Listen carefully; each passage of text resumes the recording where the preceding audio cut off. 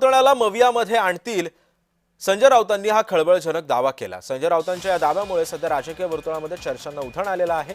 काका पुतळ्याला मवियात आणतील असा दावा संजय राऊतांनी केला।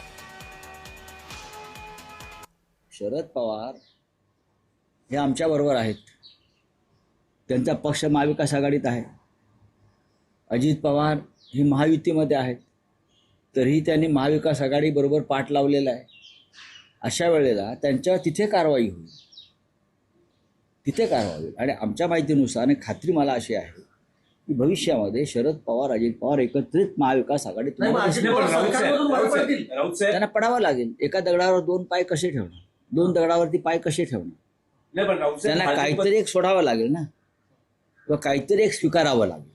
हा निर्णय स्थानिक पातळीवरच्या राजकीय परिस्थितीनुसार झालेला निर्णय आहे।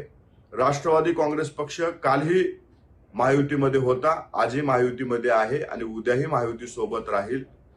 संजय राऊत साहेब अफवा पसरवणं त्यांचं व्यसन आहे आणि त्या व्यसनाच्या अधीन राहून त्यांनी केलेलं वक्तव्य, राष्ट्रवादी काँग्रेस पक्ष हा महायुती सोबत आहे आणि महायुती सोबत राहील। पवार साहेब फार प्रगल्भ नेते आहेत, त्यांना महाराष्ट्राचं अनेक वर्षापासून त्यांना पूर्ण अभ्यास आहे आणि मला वाटत नाही की शरद पवार साहेबांसारखा नेता डुबत्या जहाजात बसणार। कारण महाविकास आघाडी आणि शिवसेना म्हणजे उभाटा हे डुबतं जहाज आहे, याच्यावर मला वाटत नाही की पवार साहेब बसतील। मला असं वाटतं पुढे मागे तेही आमच्यासोबतच